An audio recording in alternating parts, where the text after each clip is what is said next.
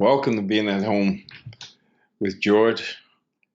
I'm excited to be here. And let's begin as we usually begin, which is this idea of creating the possibility of both embracing, saying yes to whatever comes up, and at the same time, generating hope.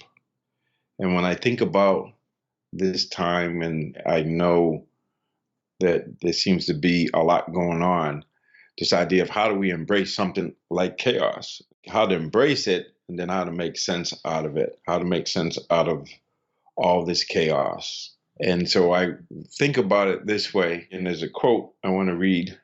It's from this book by Eric Butterworth called The Creative Life, 7 Keys to Your Inner Genius. And the quote is, "For every question, there is an answer. For every weakness, there is strength. For every lack, there is abundance. Let the chaos," now I change the word, he calls it swarming, I call it chaos. "Let chaos take place. Out of it will come the answers without ceasing." In other words, there will be a flow, there will be a creative flow that we can access when we can just embrace the chaos and seek to make sense out of it, seek to understand what all this means. And it's not the first time I've heard this idea. I've heard this idea a multiplicity of times, especially from this philosopher, Alan Watts. He said, to ask the question is to know the answer.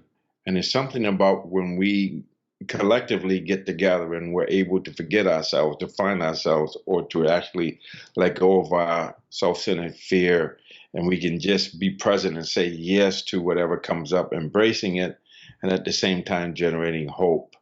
And it's, to me, it seems like it's really important that we understand that when we ask the question, we'll know the answer. And what does that mean? It's like there are two sides of the coin. And if we know what the question is, if we seek to understand, if we make sense out of the chaos, out of it will come the answers without ceasing. And so the answers and the question is in the same place. So we have to be still and know, or have a process that allows us to embrace. This is what we talk about every week, to embrace and say yes to it, and then to seek to understand what is this, to get this Socratic style internally where we're asking the right questions. But what is this? How do we make sense out of all this chaos? How do we make sense out of being ill? And so for me, I remember the last time I wasn't feeling very well, and I had what I would call a Thich Nhat Hanh. He talks about the non toothache. You don't appreciate the non toothache until you have a toothache. You don't appreciate what it's like to just be able to sit up and breathe until you get, especially during this COVID time, when people are in the pandemic, when you just want to breathe without feeling like you have to throw up, or just want to be able to have your body sit or lay down and feel comfortable or feel some sense of ease. But when you're in a migraine headache or you're in discomfort, we just want to get out of it. We don't appreciate those little moments of comfort that we have incessantly all through the day. And so this idea of understanding that where there is illness, there's wellness. And we have to be still and know, we have to realize that it's the other side, and how do we seek it? And it's a paradox, because the best way to do it is not to try to do it, just to allow it to happen. So this attitude of gratitude, making sense out of chaos, is really helpful. And so this idea of ask the question and know the answer, I had an experience of that actually just this morning, when I have this product I have where I have these two separate mats that you lie on, and they have an electromagnetic pulse that comes through them. And so I had two mats. Only one was still in the warranty and the other one wasn't. And I had been contemplating and looking at this for a couple of months, and how do I distinguish between the two? So I was reflecting, and I decided to Google it. And then Google asked Google, how do you differentiate that? But so I was asking the question, and in this receptivity, in this stillness, and this ability to just listen, it's like this idea of listening without ears and seeing without using my eyes.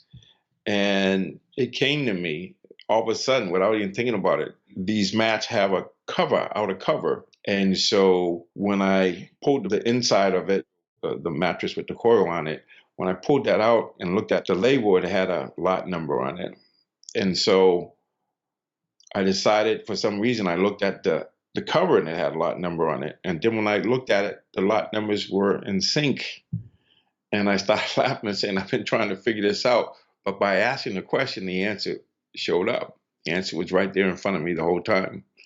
And it was because I had an openness and I wasn't overriding my current reality by having some idea or just being stuck in the chaos, but actually living in the answer, living in the idea that you just be still and know, just listen and let things speak to you. And so it's this idea of for every question, there is an answer.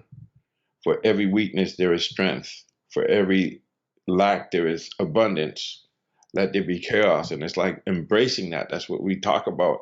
And then out of the chaos, the answer is there. Or there's a form that we don't recognize or a pattern we don't recognize until we can be still and not live in the question, but live in the answer and to listen without ears, to see without eyes. And so that's the whole idea of the reset, the reboot, and the willingness. And I don't know why, because I had to email the manufacturer and I wanted to distinguish. I didn't want to have to send both. And this insight came to me. So how many times during the day do we have questions or we ask questions or we're trying to problem solve and we're not really creating the space or knowing that the question and the answer are in the same place, right in the here and now, right in front of us?